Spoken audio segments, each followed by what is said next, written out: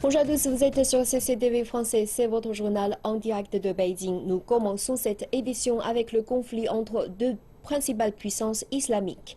L'Iran souhaite soumettre un rapport officiel aux Nations Unies car son ambassade à Sanaa au Yémen aurait été endommagée par des frappes aériennes saoudiennes. Tandis que l'Arabie Saoudite tourne un geste involontaire d'un petit groupe en face de son ambassade à Téhéran en conflit politique. Malheureusement, les représentants saoudiens ne se préoccupent pas d'une attaque faite sur notre ambassade à Sanaa ni de nos soldats blessés. Téhéran accuse la coalition menée par l'Arabie Saoudite combattant les rebelles houthistes au Yémen d'avoir attaqué son ambassade à Sanaa lors de frappes aériennes la nuit dernière. L'Iran demande une compensation au gouvernement saoudien pour ses pertes. Mais la coalition saoudienne dénie cette accusation et des témoins locaux à Sanaa disent ne voir aucun dégât sur le bâtiment.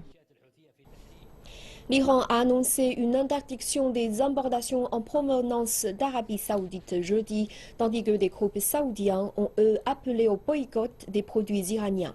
Le gouvernement iranien a fait savoir qu'il avait interdit les importations provenant d'Arabie Saoudite après une rencontre du cabinet jeudi matin.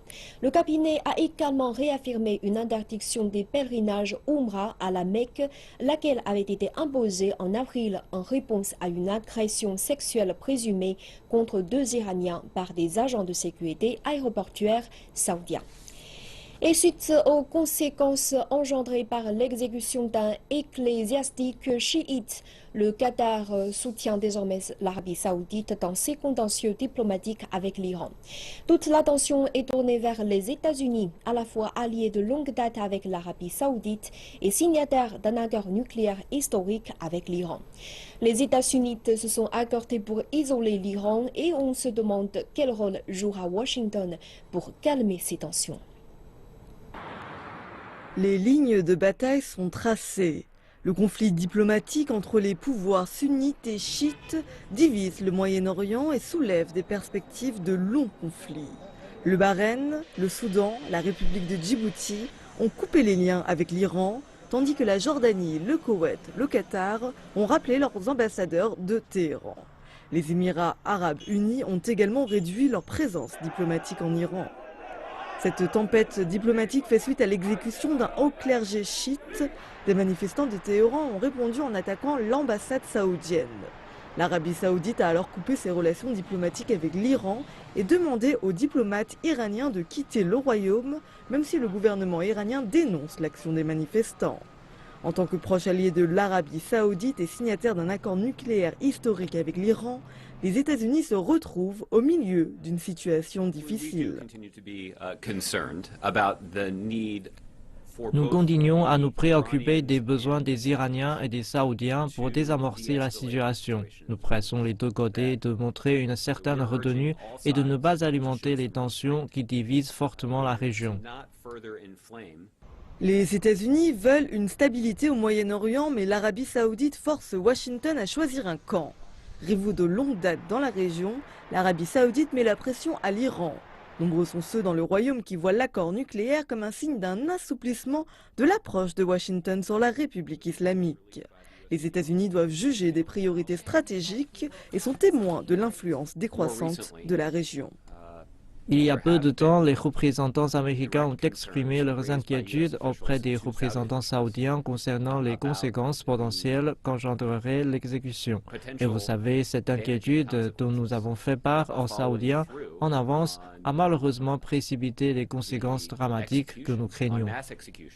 La rupture croissante entre l'Arabie saoudite et l'Iran menace tous les efforts pour mettre un terme à la guerre civile syrienne et pour arrêter l'organisation État islamique au Moyen-Orient. L'accord nucléaire historique entrera en vigueur dans quelques semaines. Les États-Unis peuvent-ils être modérateurs et gardiens de la paix à la fois, ou seront-ils de simples spectateurs ? Le président français François Hollande a déclaré que les menaces terroristes continuaient à peser sur la France un an après l'attaque d'extrémistes islamiques dans les bureaux du journal satirique Charlie Hebdo à Paris. François Hollande a fait cette déclaration lors d'un discours au siège de la police pour l'anniversaire de l'attaque qui a fait 12 morts. Nous l'écoutons. À chaque fois, Ce sont des policiers, des gendarmes, qui ont fait face pour neutraliser les assassins, protéger nos compatriotes et secourir, grâce aux sapeurs-pompiers, les victimes. C'est pourquoi cette cérémonie est d'abord placée sous le signe de la gratitude et du souvenir. Le président français a également abordé le respect de la loi et détaillé les plans renforçant les lois contre les crimes organisés et le terrorisme. Dans ses remarques à la police, les réformes visent à mettre en place des mesures incluant des règles plus flexibles concernant l'engagement dans la police armée et un usage renforcé des pouvoirs en matière d'interpellation et de fouille. François Hollande a également rendu hommage aux victimes de l'attaque de Paris. 2 frères nés en France ont tué 11 personnes dans le bâtiment où se trouvait Charlie Hebdo, ainsi qu'un policier musulman à l'extérieur le 7 janvier 2015. Au cours des 2 jours suivants, un complice a tué une policière et attaqué un supermarché Cacher où 4 personnes ont été tuées. Les 3 hommes armés ont été tués. La France reste en état d'urgence après les attaques de novembre à Paris. La chancelière allemande Angela Merkel déclare que l'Allemagne doit organiser un débat fondamental sur la manière d'intégrer les nouveaux arrivants. Cette déclaration fait suite au harcèlement sexuel du Nouvel An à Cologne. La police a identifié jusqu'ici 16 suspects. Was in der Silvesternacht passiert ist, das ist Ce qui s'est produit en Nouvel An est totalement inacceptable. Il s'agit de gestes criminels méprisants qu'un État ne peut accepter, que l'Allemagne ne peut accepter. Nous devons constamment élever les fondations culturelles de notre vie commune en Allemagne et il est juste que les citoyens s'attendent à ce que les paroles soient suivies d'actes. Nous devons constamment considérer que le nécessaire soit fait en termes de procédure d'expulsion pour envoyer un message clair à tous ceux qui ne veulent pas respecter nos lois. Angela Merkel a livré un discours lors d'une conférence de presse aux côtés du Premier ministre roumain Dacian Cioloș. Les victimes ont décrit leurs agresseurs comme étant d'apparence arabe ou maghrébine. 121 plaintes ont été déposées. Selon les autorités, rien n'indique que les agresseurs étaient des demandeurs d'asile. Les opposants de l'approche ouverte d'Angela Merkel concernant les personnes fuyant les guerres en ont profité pour y établir un lien. L'Allemagne a accueilli près de 1,1 million de demandeurs d'asile l'an dernier. Les réfugiés de la guerre syrienne comptent pour près de 40% des nouveaux arrivants. Le gouvernement autoproclamé de Libye à Tripoli a condamné l'attaque contre un centre d'entraînement à Zliten qui a fait au moins 47 morts. C'est le pire attentat à la bombe depuis la chute du colonel Kadhafi. Le pire attentat à la bombe depuis la chute de Mouammar Kadhafi a frappé un centre d'entraînement de la police à Zliten, alors que des centaines de personnes participaient à une réunion du matin. Il est arrivé en conduisant très vite à travers le portail avec un grand véhicule et ensuite il a explosé. Les sources médicales disent que 65 personnes sont mortes, dont des civils. Mais Fawzi Aounaiz, chef du comité de crise du ministère de la Santé à Tripoli, dit que le bilan est moins lourd. Jusqu'à maintenant, 47 personnes ont été tuées et environ 118 blessés. Ils sont à l'hôpital à Zliten et Misrada. Le gouvernement autoproclamé de Libye à Tripoli a condamné l'attentat et promis une enquête complète. Nous confirmons que nous sommes totalement déterminés à mener une enquête complète et à suivre les développements ainsi qu'à fournir tous les détails de cette affaire qui implique ces lâches terroristes. Le cabinet du gouvernement de salut public confirme qu'il est en état d'alerte constante pour découvrir les moindres détails de l'attentat. L'attentat n'a pas encore été revendiqué, mais les attentats suicides et à la voiture piégée ont augmenté en Libye depuis que les islamistes ont profité de la faiblesse de ce pays pour étendre leur influence. Le président burundais Pierre Nkurunziza aurait téléphoné au médiateur ougandais pour discuter d'une date pour les pourparlers de paix. La veille, le gouvernement ne s'était pas présenté aux pourparlers en Tanzanie. Le ministre ougandais de la Défense devrait se rendre au Burundi. Crispus Kipyonga est le facilitateur des pourparlers dans le pays. Le Burundi a besoin cependant de plus de temps pour choisir une date pour les pourparlers. C'est ce qu'a déclaré l'ambassadeur burundais à Kampala. J'ai reçu une communication du gouvernement du Burundi invitant le facilitateur à aller à Bujumbura pour qu'il puisse consulter les autres et trouver une date pour un dialogue. Des pourparlers devraient commencer mercredi dans les quartiers généraux de la communauté de l'Est africain à Arusha. Mais le gouvernement ne s'est pas présenté. On craint maintenant un retour sur l'engagement du président Pierre Nkurunziza de mettre fin à la violence dans son pays. Mais l'Ouganda, au moins, donne au Burundi du temps pour se préparer. La réunion à Arusha ne doit pas être mécanique. Il est très important d'assurer que suffisamment de travail est fait en amont avant la reprise des pourparlers. Les pourparlers en suspens arrivent après de nouveaux éclats de violence au Burundi lundi et ce week-end. Les observateurs demeurent inquiets sur la crise et l'engagement de Bujumbura en faveur d'un processus de paix. Merci de nous retrouver pour la seconde partie de cette édition. C'est le volet Aujourd'hui la Chine présenté par Elsa Seru. Bonjour Elsa. Bonjour. Il paraît que le mécanisme de disjoncteur n'a pas parfaitement fonctionné. Et en effet, non seulement il a mal fonctionné pour les bourses chinoises, mais en plus il a été suspendu. C'est ce que nous allons voir tout de suite. La Chine a annoncé qu'à partir de ce vendredi, le mécanisme de rupture de circuit des places boursières qui a été mis en place en début d'année serait suspendu. Le porte-parole de la commission de régulation des opérations boursières, Dong Ge, affirme que la suspension intervient en raison des effets négatifs de cette mesure par rapport aux effets positifs. Monsieur Dong dit que le mécanisme a été introduit pour fournir une période de refroidissement au marché et protéger les intérêts des investisseurs. Selon lui, ce mécanisme n'est cependant pas à l'origine de la baisse des prix des actions.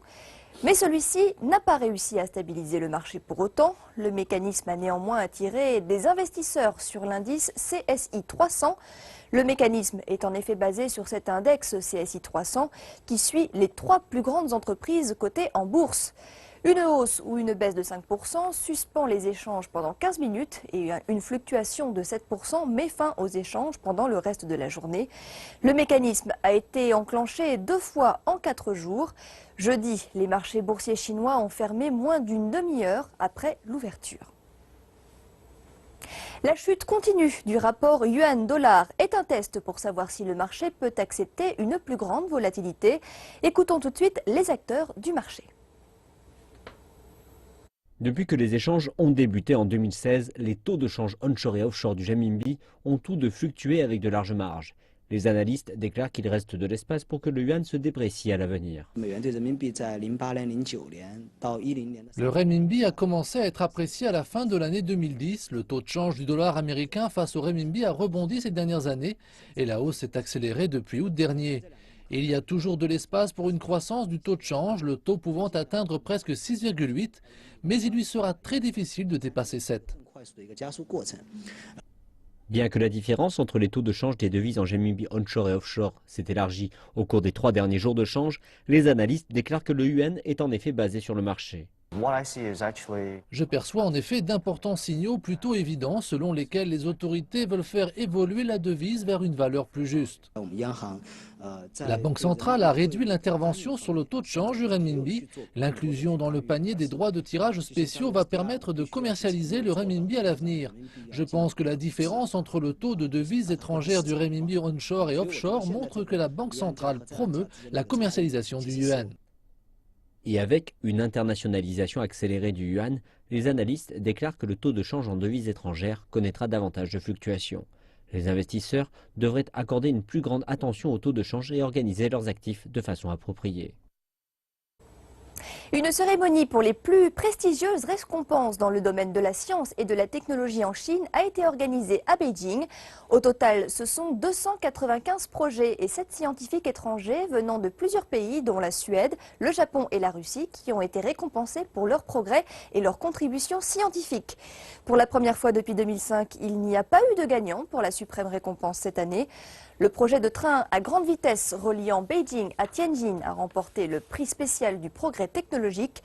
Les National Science and Technology Awards, créés en 2000, comprennent 5 prix. Le prix suprême de la science et de la technologie, le prix de la science naturelle, le prix de l'invention technologique, le prix du progrès scientifique et technologique et le prix de la coopération scientifique et technologique internationale. Le fameux festival de neige et de glace de Harbin est enfin arrivé. 30 équipes sont en lice pour remporter la compétition internationale de sculpture sur glace, un art qui requiert à la fois force et précision. Les artistes viennent de 11 pays différents, dont la Chine, les États-Unis, la Russie et l'Italie, et chaque équipe compte 2 membres. Le participant le plus âgé est une femme nord-américaine de 82 ans. Il y a un poisson dans la chaussure à talons d'une femme. Cela symbolise la ville de Harbin qui, d'une ville de pêcheurs, s'est transformée en une ville moderne. 5 équipes sont chinoises. Mon travail s'inspire de la grotte de Dunhuang, on l'appelle la mystérieuse Dunhuang. La Chine a initié l'initiative Une ceinture et une route en se concentrant sur le développement de la région le long de l'ancienne route de la soie. Notre travail fait écho à cela. La matière première arrive en cubes, chacun mesurant 2 mètres par 2 mètres, et est extraite du fleuve voisin, le Songkhua. Pour travailler la glace, les compétiteurs doivent affronter des températures allant jusqu'à 30 degrés en dessous de zéro. Leur travail commence par le tracé des contours, puis la glace est coupée avec une scie électrique et elle est finalement gravée avec des outils spéciaux pour obtenir la forme désirée. Ce couteau sert à nettoyer la surface pour la rendre lisse. Cet outil est quant à lui utilisé pour sculpter les lignes. Les petites fourchettes comme celle-ci servent à parfaire les détails. Et si tout ça n'était pas suffisant, des fers à repasser électriques sont souvent utilisés pour lisser les surfaces de glace. Les équipes s'affrontent pour la première, la deuxième et la troisième place, mais il y aura également des prix spéciaux récompensant par exemple la nouveauté. Dans notre série sur les minorités ethniques de Chine, nous vous proposons aujourd'hui une plongée au cœur de la province du Guizhou. Jonathan Messina est parti à la rencontre d'orfèvres de l'ethnie Miao qui vivent entre tradition et modernité.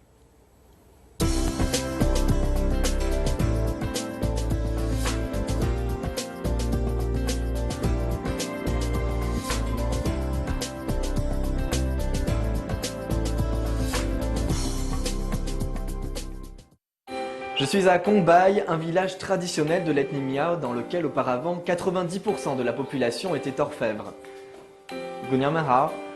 Mais aujourd'hui, les jeunes de ce village, à peine plus âgés que ces fillettes, ont tendance à partir travailler en ville et ce savoir-faire ancestral se perd progressivement. Heureusement, aujourd'hui, nous avons la chance d'être accueillis par une famille Miao qui nous montre son travail. Cette famille est orfèvre depuis 13 générations déjà. Ici, nous avons le grand-père qui est en train de faire fondre de l'argent avec son petit-fils. Et juste à côté, nous avons des représentants de la génération actuelle, un couple Miao. Nous allons leur demander ce qu'ils sont en train de faire. 请问你们正在做什么？现在我们正在做一朵胸花。现在我做的这个是那个花瓣的外框。我进屋的时候，我发现爷爷也在忙。你们家是不是分工合作的？其实呢，我们年轻人眼力好一点，所以我们做的精致的部分，爷爷他年纪大了，他眼力不好，只能做一些粗糙一点。明白。Elle m'explique que dans cette famille, les tâches sont partagées entre les différents membres. Alors les plus jeunes qui ont une meilleure vue s'occupent du travail minutieux. Et le grand-père que nous avons vu tout à l'heure, qui était un peu plus âgé et a une moins bonne vue, s'occupe de faire fondre l'argent. Regardons. Voici l'étape qui consiste à faire fondre l'argent. Alors l'argent devient liquide à une température de plus de 1000 degrés. C'est pourquoi aujourd'hui on utilise des outils modernes pour faciliter ce processus. On va également ajouter un peu de sel de Perse, du sel chimique, qui permet d'accélérer la fondue de l'argent. Alors je vais en ajouter un petit peu. Ça va permettre à l'argent de fondre plus rapidement. Voilà, et maintenant on va préparer un lingot d'argent. Donc l'argent qui a été versé était liquide et il va se solidifier très rapidement.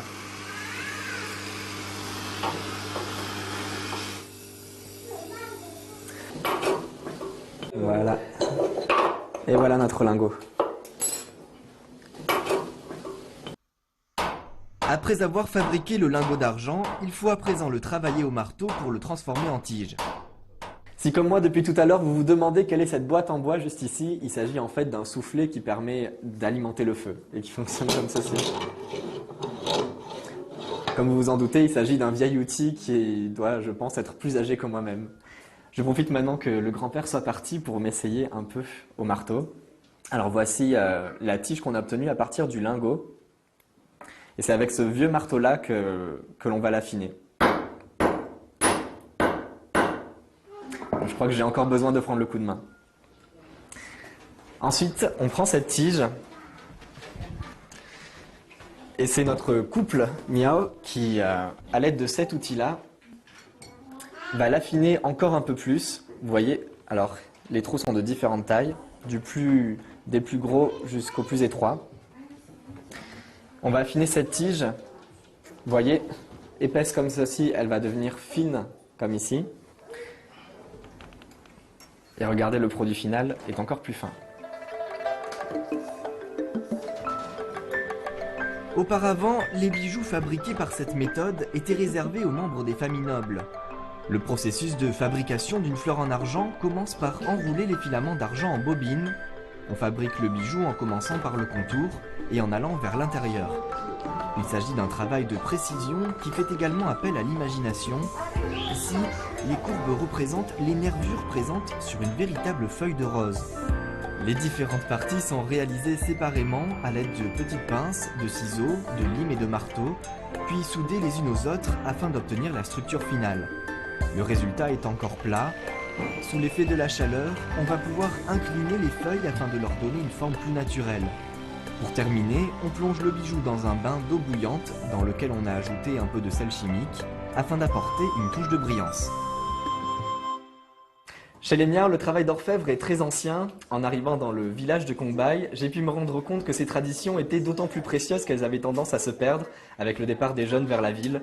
C'est pourquoi je me sens très chanceux d'avoir rencontré la famille Mu aujourd'hui qui m'a fait découvrir cet art ancien et continue à lui donner vie. Je vais immortaliser ce moment.